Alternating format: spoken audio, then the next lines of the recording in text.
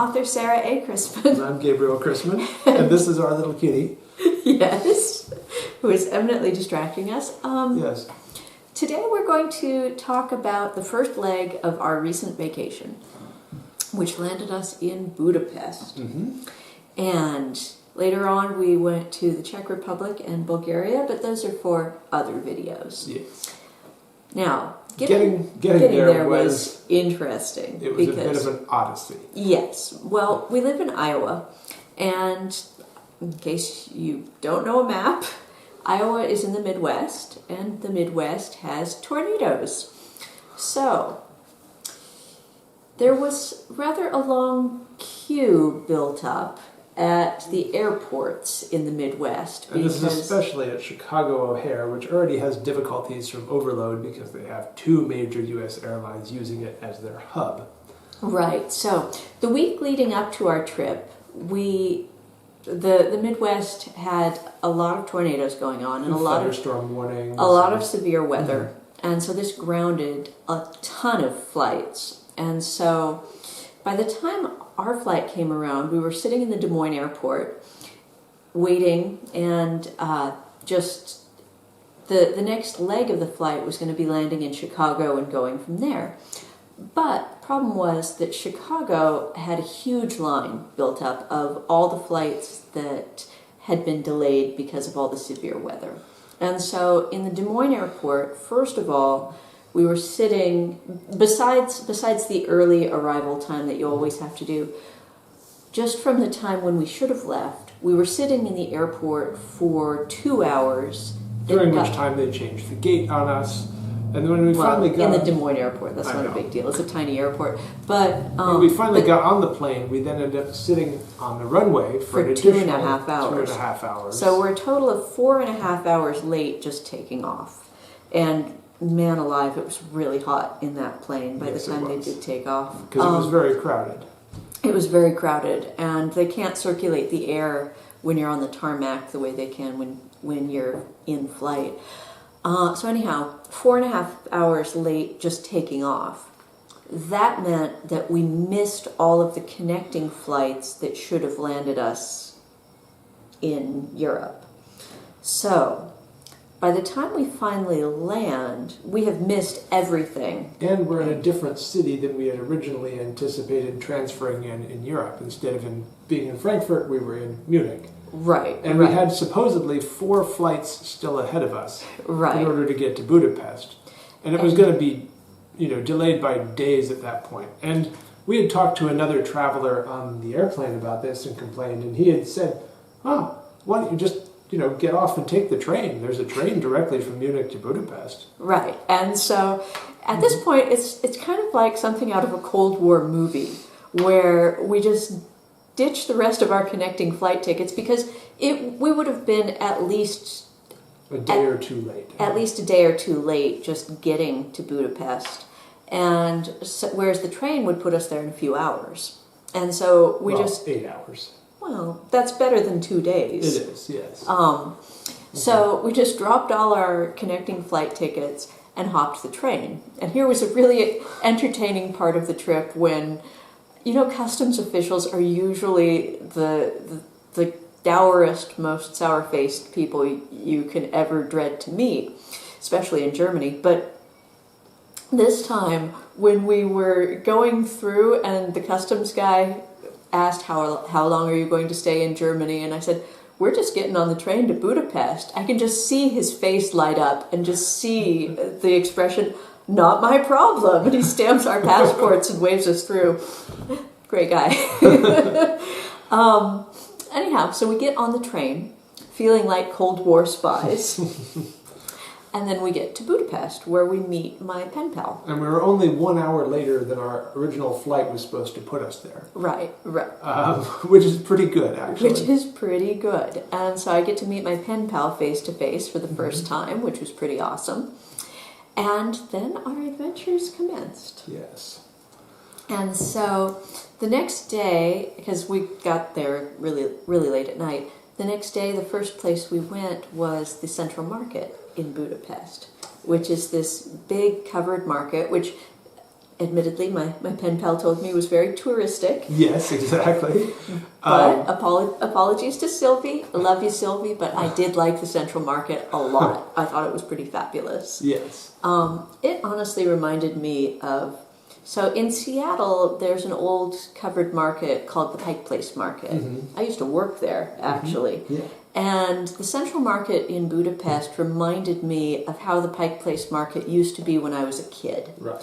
Since then, actually, the Pike Place Market has gotten more touristy. Oh, by far. By far. Pike Place Market is like, it might as well just have a sign across the top now, tourist market only. That's how bad Pike Place has gotten. But the Central Market in Budapest reminded me of Pike Place when I was a kid, and that was really endearing. Mm-hmm. It was full of fresh fruits and vegetables. And of course, the architecture was really wonderful. The architecture was better than Pike Place. Yes. I will definitely say that. The architecture was this beautiful Art Nouveau marvel, and that's the thing about Hungary. It is the land of Art Nouveau. And it was really, I mean, so much of that downtown area was built sort of for this 1896 Millennium celebration. Right, and that was just really amazing because it's like Haussmann, cleared a bunch of stuff in Paris in the 19th century, but Budapest redid so many gigantic parts of their infrastructure, all in the 1890s. And part of that was that they'd had floods a few decades earlier, so a lot of it they had to rebuild. Yeah. But that whole area in Central Europe is basically ground zero for Art Nouveau, which was a major draw for us, besides my pen pal being there. Right. If you know the work of Mucha, the basically godfather of Art Nouveau, he was Czech, and so very close to Hungary. Mm-hmm. And a lot of the architecture in Budapest, you can definitely see that influence on, which I just loved. Yes. And from the Central Market, where we got to see all of the fresh fruits and vegetables and the candy and all of that. And all the cheeses and sausages. And we had lavender cheese, which was pretty awesome. Cheese that actually had lavender flowers and was flavored with lavender. Mm-hmm. We also got to see the Parliament, which was built in... They started building it in 1885, finished in 1904, very solidly in the period we just love. And right on the Danube, incredible just neo-Gothic spectacle of a building. It's very, very impressive and very amazing. We didn't get to see the inside because they only did it with guided tours, and the guided tours were sold out the entire time we were going to be there. Yeah. But it was impressive enough walking around it. And hearing from Sylvie, I mean, apparently we got there just at the perfect time because of changes of regime there. They basically had just taken down a whole bunch of fences and barriers that kept people from getting close to the building for the last, many years. Mm-hmm. And so not only were there a bunch of tourists around, but there were a huge amount of Hungarians who were just there enjoying the fact that they could get close to the building again, which they had not been able to do for a long time. Right. Sylvie was very excited, and she said, take a picture of me here, right up here, beyond where the fences used to be. Right. Sure, of course. And so that was pretty fun to be able to witness that little history-making event in their lives. And I got to see the Chain Bridge, which is the first permanent crossing over the Danube in Budapest, which was pretty cool. That was built from 1838 to 1849 was when they built that. Mm-hmm. And also while we were there, Sylvie and I got to ride in a hot air balloon, which is one of my lifetime bucket list events. That was actually tethered out over the Millennium Park. That was the big park they built for that 1896 celebration for the city. And the way we got out there is we took the M1 subway line, which was their first subway, again built for 1896, and it was beautiful. Again, Art Nouveau masterpiece, and very, very well designed, and still operating on the same tracks and everything from 1896.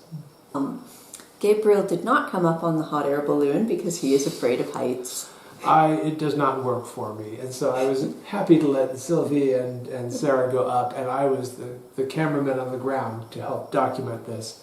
So yes, but they had a lot of fun up there. Oh yeah, and it definitely was something I wanted to do because the book I'm currently working on is about the 1893 exposition in Chicago, and there was a captive balloon at that 1893 exposition, and I'd been debating about whether or not that was going to wind up in the story. And when I saw this opportunity to actually go up in a captive balloon, I was like, okay, now I'm going to have this experience, and it is going to go in the story. Exactly. Yes. So that was a fun thing. Now, another thing that we saw while we were in Budapest is that part of the world has a lot of thermal baths. Mineral spring baths, they're wonderful.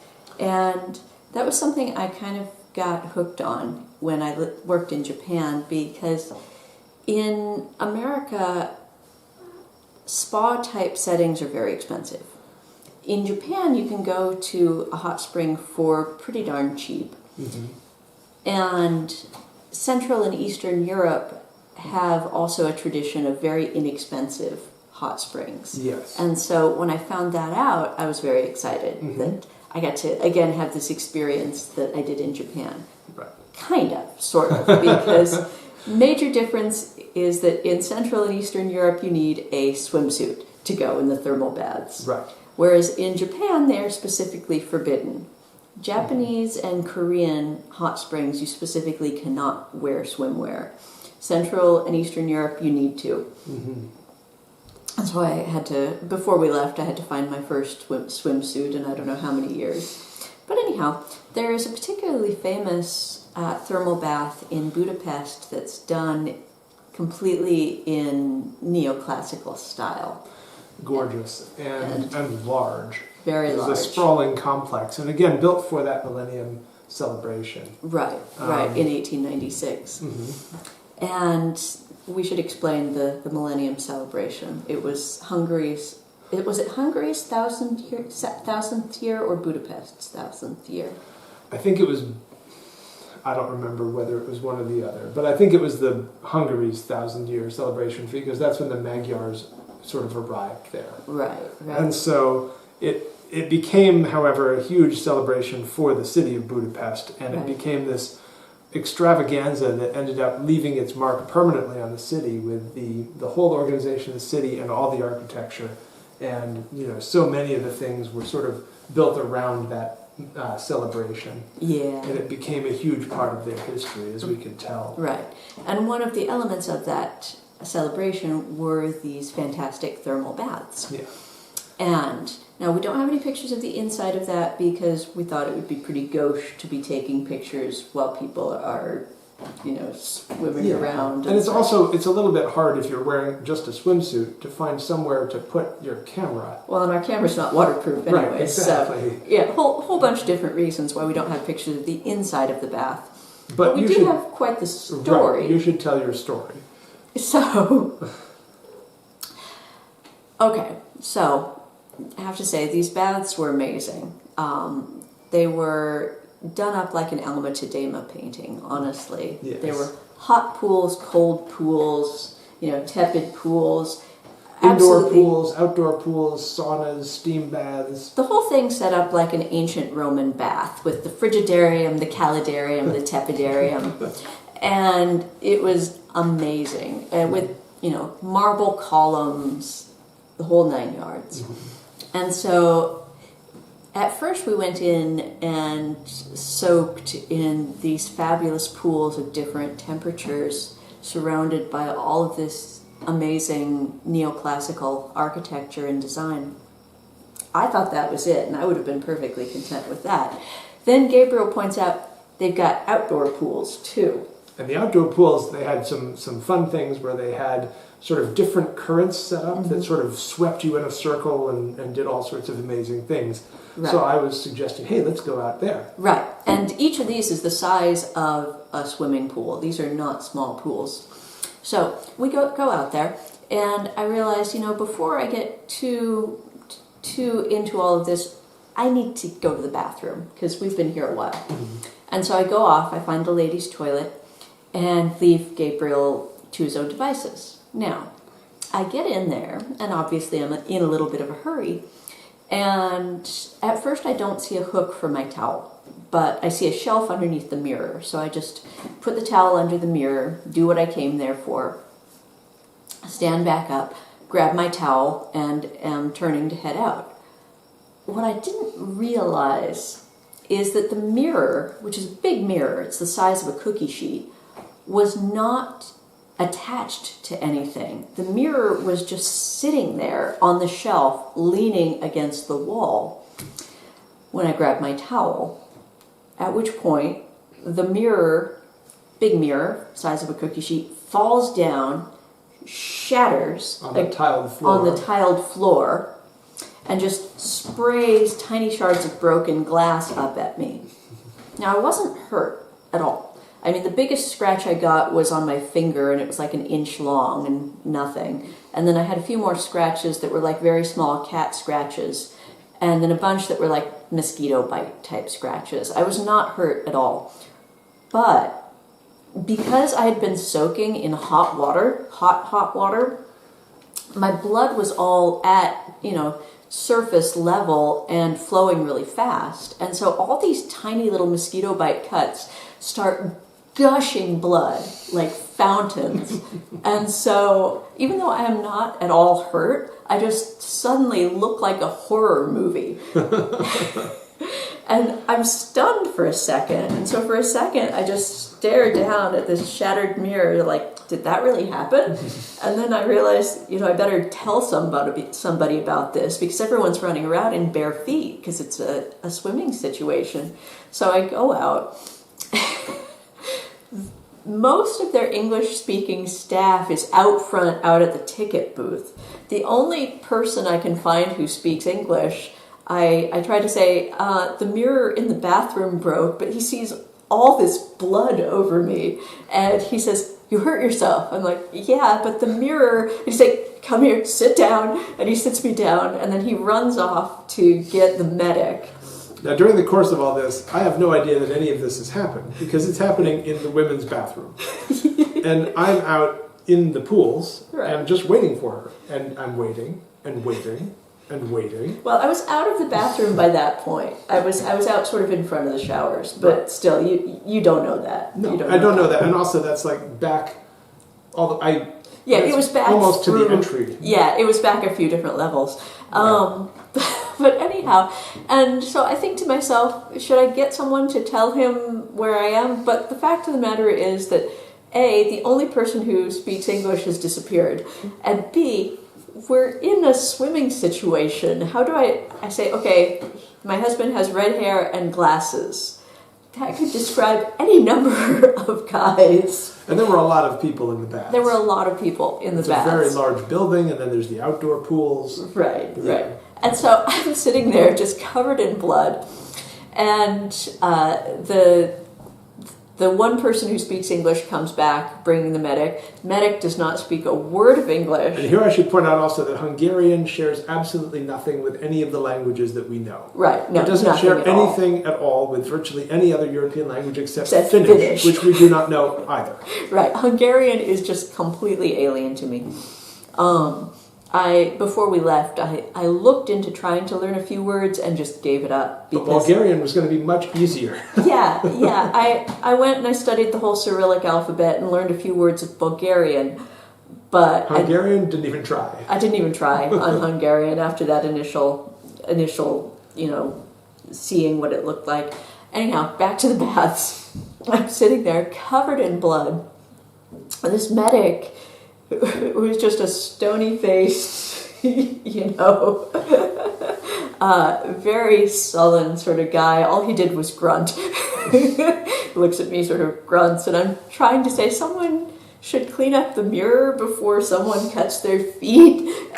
And he just sort of grunts, and occasionally someone else would come along and stare at me because I'm, again, just covered in blood. And the medic gives me just this, I don't know what it was. It was some sort of clear antiseptic that it wasn't alcohol-based because it didn't smell like alcohol, but it was some sort of antiseptic that didn't do a thing to clean up the blood. It just smeared everything all over the place. So I'm just looking worse and worse. And when the medic finally gives me up as a lost cause, because he has bandaged all of the visible cuts. Because again, I have no real injury.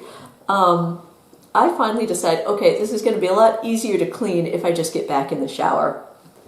So I head back to the shower, looking like a total mess. And this old grandmotherly type character who works in the baths, I guess, and again, speaks almost no English. You'll hear the two words she did know in a second. Sees me, is horrified, and sees me getting into the shower and just starts screaming in Hungarian. And so I try to explain, I'm not hurt. I'm not hurt. It's okay. It's okay. And she says, no, okay. And she points at all the blood, drags me out of the shower, drags me into a back room. She and this other employee of the baths scrub me down in the back room. So I'm finally a little more presentable. And someone somewhere finally got the message that there was a broken mirror they needed to clean up, because last time I passed by there, someone was there with a broom. In the meantime, I've been hunting around for her throughout the entire building of the baths. Right. Looking everywhere I can. I can't go into the women's bathroom. Right. And so I have no idea what's happened. It's been almost 45 minutes. Yes. But, I was okay. Again, I had no real injuries except that tiny little cut on my finger and a bunch of little pokes that were, again, basically mosquito bites. I was just a mess, and I just needed to get cleaned up. So it was embarrassing but kind of funny, too. So that was my adventure in the baths of Budapest. Then finally she reemerged and looked completely unharmed and unchanged, of course, from my perspective. I never got to see her covered in blood. Right. By the time she goes out, she has one or two tiny Band-Aids on her, and that's it. Well, that's all I needed. Right. That was all I needed. And a bunch of water. Right. And then I get to hear the whole story. And he got to hear the whole story. So, anyhow, that was my adventure in the Budapest baths. Right. And my friend Sylvie wasn't with us because she was she had her own things to do that day, and that's why we decided to go to the baths, which is why I didn't have an interpreter. Right. But that made it all the more an adventure. It definitely I must say. Yes. And that's probably the most dramatic of our adventures, but not the last adventure. Definitely not the last. So keep on tuning in for more of our vacation and more of our adventures, and we will see you next time. Happy reading!